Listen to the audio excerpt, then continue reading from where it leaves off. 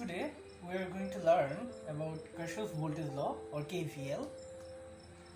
According to Kirchhoff's voltage law or KVL, in a closed path of any circuit, the summation of all voltages is equal to 0. That means in a closed path of a circuit, supply voltage will always be equal to drop voltage.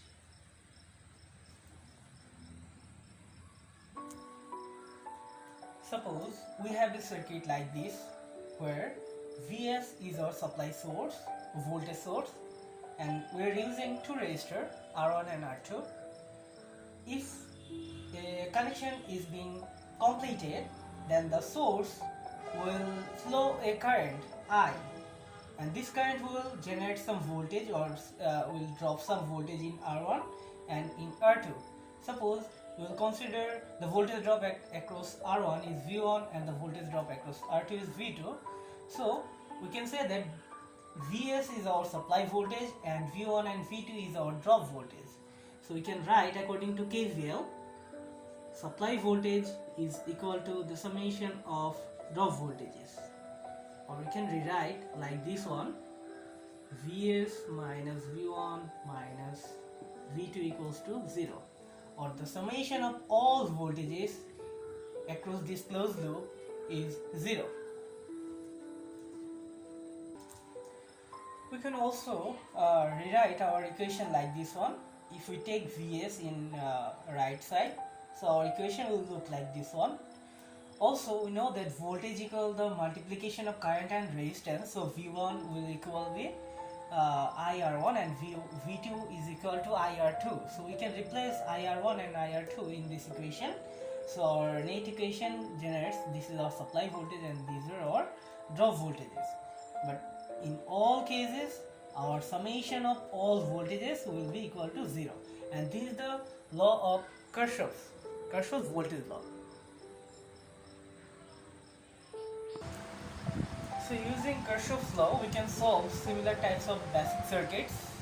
Suppose we are given such type of circuit where our supply voltage is 10 volt and we are given some sort of resistor with 2 and 3 ohm resistor, and we are asked to calculate the current that is flowing through the circuit.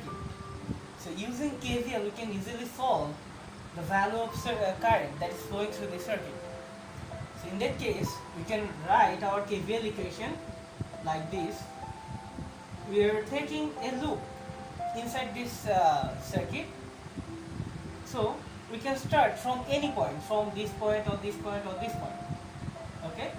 Suppose we are starting from this terminal or from this point. So in our area of propagation, we are seeing that we are facing negative sign of this source. So we can write minus Vs. Okay, as we are entering the source from negative terminal. Okay, now we will follow the direction of current. So according to our loop direction, we are following the direction of current too. So the voltage drop across this resistor, this will be positive. So we can write as IR1 positive. And also this IR1 I current is flowing through resistor R2 too. So and we are following the direction of current. So the voltage drop across R2 will be always positive. So we can write IR2 positive equals 0. This was our previous equation that we have developed for KVL, and we have developed it here to solve the circuit. Okay, so now the supply voltage is 10 volt. The current we do not know, but we know the value of resistor, so we are replacing it.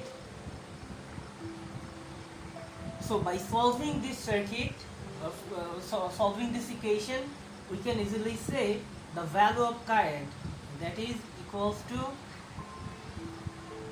2 ampere.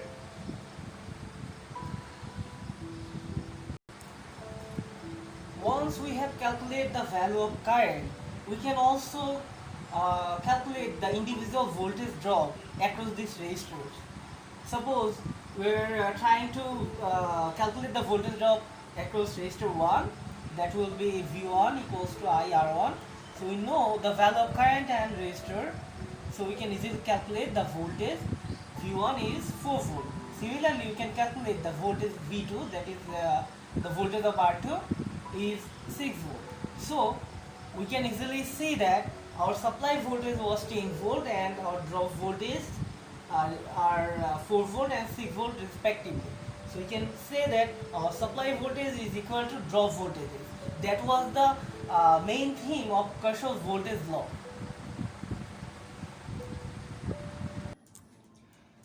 In exact same manner, we can solve a circuit that have two loops. Here, this is one loop and this is second loop. We have two loops in the circuit. Here, our supply is 10 volt and it is providing a current I that is flowing through this resistor, and flowing through this resistor, it comes at this point, and from this point current will divide in two paths. Suppose we are taking the current that is flowing through this resistor 3 ohm is I1 and another branch is I2, and this current will flow through this branch. Okay, so using KVL we can solve this circuit and find the value of I1 and I2 currents. We will learn how to solve this multi-loop circuit in our next videos after learning Kirchhoff's current law or KCL. Okay.